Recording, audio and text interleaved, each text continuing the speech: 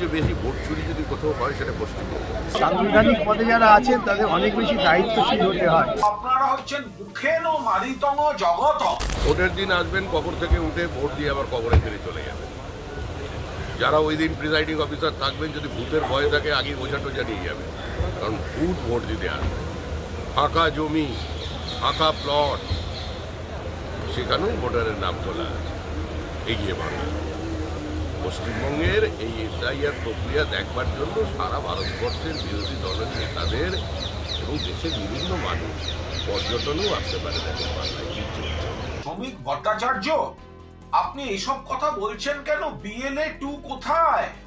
যখন কোনো বুথে সমীক্ষা হচ্ছে, বিএলওরা যাচ্ছেন, সঙ্গে তো আপনার পার্টির বিএলএ 2 থাকবে।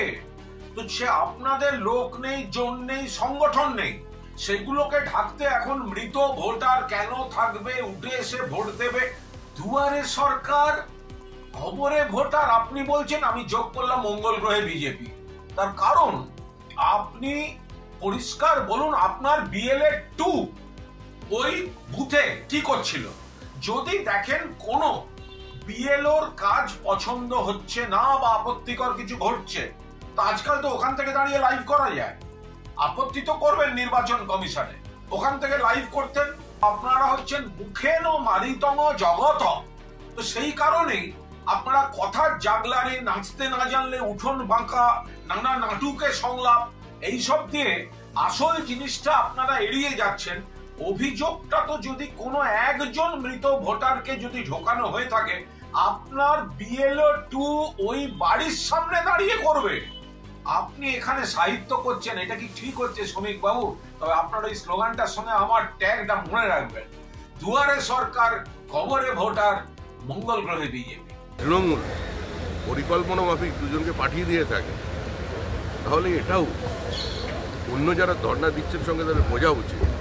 সবচেয়ে বেশি ভোট চুরি যদি কোথাও হয় সেটা পশ্চিমবঙ্গ। সারা ভারতবর্ষের ভোট রাজনীতির সঙ্গে পশ্চিমবঙ্গের যে ভোট রাজনীতি সংস্কৃতিগত একটা পার্থক্য আছে। আর তৃণমূল হচ্ছে সবচেয়ে বড় ভোট লুটেরা, তাদের সঙ্গে এরা বসে পড়েছে।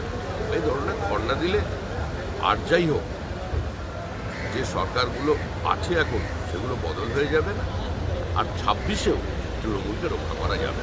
তৃণমূল কংগ্রেস হচ্ছে বিজেপির স্টুল। তারা কখনো মৌলিক ইস্যুতে সকলের সঙ্গে থাকে না। এসআইআর নিয়ে আজকে গোটা ভারতবর্ষেই নির্বাচন কমিশনের যদি স্বাভাবিক কাজ নির্বাচন কমিশন করতো, তাহলে এইসবের প্রয়োজন হতো না। আরো বড় ব্যাপার হচ্ছে, এটা মানবিক ইস্যু দাঁড়িয়ে গেছে। এতজন বিএলও বিভিন্ন রাজ্যে তারা বাধ্য হচ্ছে কেন? নির্বাচন কমিশনার এতে নিয়ে কোনো রকম যুক্তিসঙ্গত তদন্ত করছেন না। তিনি নাকি নাচের মেডিসিন দিয়েছেন। ছেলে মানুষেরই একটা সীমা আছে।